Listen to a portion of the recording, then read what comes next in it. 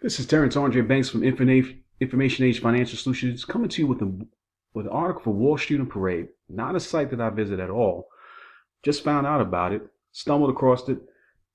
This article is telling. And if you thought 2007 was a financial crisis, are we hiding? They're hiding now the information in regards to the Fed bailouts for so many different banks here.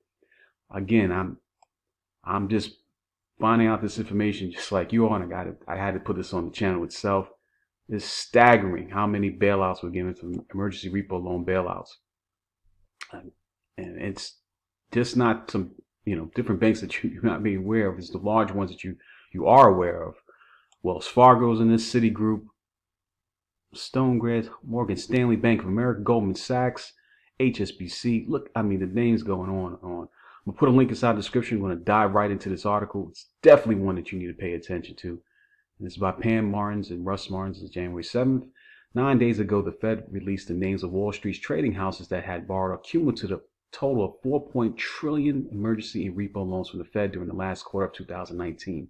From September 17, 2019 through July 2nd, 2020, the same banks had borrowed a cumulative of $11.23 trillion. The Fed is slowly doling out the names of the banks, and the specific amounts borrowed on a quarterly basis after 8 quarters of the time has elapsed. The Fed is only releasing the information because the Dodd-Frank financial reform legislation in 2010 made it a legal obligation of the Fed to do so. The Fed had fought a multi-year court battle with the press after the 2008 financial crisis to keep its secret bailouts to Wall Street firms hidden from the American people. Strange as it may seem, the same press outlets that battled the Fed in court following the 2008 financial crisis to get the names of the banks and amounts borrowed have this time around invoked a total news blackout on publishing the names of the banks. One of the largest borrowed under this 2019-2020 Fed facility was not even a U.S. bank.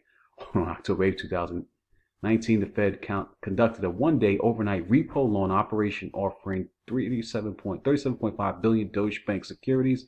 A unit of the giant German bank took 2 lots totaling 7.5 billion. On the same day, Deutsche Bank Securities took another 3 billion of a 14-day term repo loan offered by the Fed, bringing its total borrowing from the Fed in just 1 day to 11.5 billion. But the 14-day term loan that Deutsche Bank Securities had previously taken on September 27th for the 3 billion had not yet expired, so it actually had an outstanding Fed loan balance at that point of 14.5 billion. The Fed used central bank was making loans of this size, although they were collateralized to the trading unit of a severely troubled foreign bank. October 8, 2019 was just 13 days after Deutsche Bank headquarters in Frankfurt, Germany were raided by the police for the second time in less than a year. The police were probing a vast money laundering operation in Europe. On January 30, 2017, Deutsche Bank was fined a total of $630 million by U.S. and UK regulators over claims that had laundered upwards $10 billion on behalf of Russian investors. This was not a propitious time for Deutsche Bank to be splashing out in the headlines over having its headquarters raided again. It's one of the largest derivative counterparties taking the other side of derivative trade to some of the largest systemically important banks in the world, including the largest U.S. banks.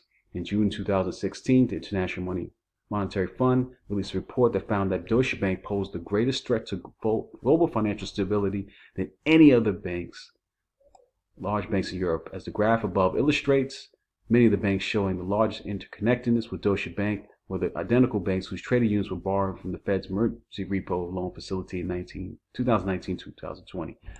Deutsche Bank is linked to so many different banks here because it's fascinating to see. All right, where I was left off. But the raid of the headquarters and the money laundering people probe were far from the end of Deutsche Bank's problems. The bank was having serious financial difficulties. Its attempt to merge with Commerzbank has fallen through into April 2019. On July 7, 2019, announced it had a plan to fire 18,000 workers and had plans to create a good bank, bad bank, moving its toxic assets that it hoped to sell to the bad bank, Deutsche Bank, had also reported losses in 3 of the prior 4 years. Its shares price has lost 90% of its value over the prior dozen years and was trading close to the historic low in September of 2019, when the Fed's emergency repo loans appeared out of nowhere for the first time since the financial crisis of 2008. So true.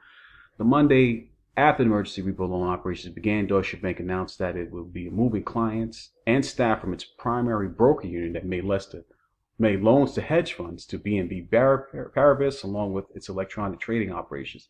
As the chart above shows, JP Morgan Chase, the largest bank in the United States, was heavily interconnected with Deutsche Bank, and the fallout from problems with Deutsche Bank were going to have a net spillover to JP Morgan Chase.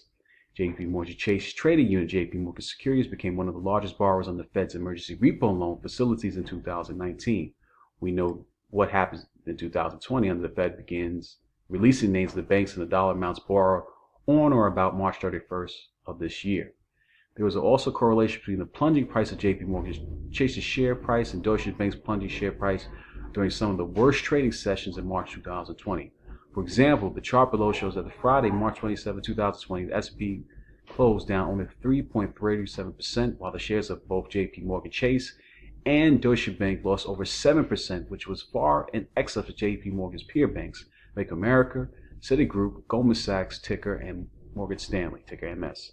It shows it right here, different amounts. It's fascinating. Despite what was obvious to anyone watching stock charts, Fed Chairman Jerome Powell repeatedly testified to the Senate Banking Committee to the U.S. mega banks were a source of strength during the financial crisis in 2020. In the first 6 months of 2019, before there was a pandemic anywhere in the world, Reuters reported that JP Morgan Chase had reduced its reserves and it was holding at the Fed by $158 billion, or an alarming 57%. To this day, no one knows what JP Morgan Chase needed that money for or why the Fed let it draw down those reserves.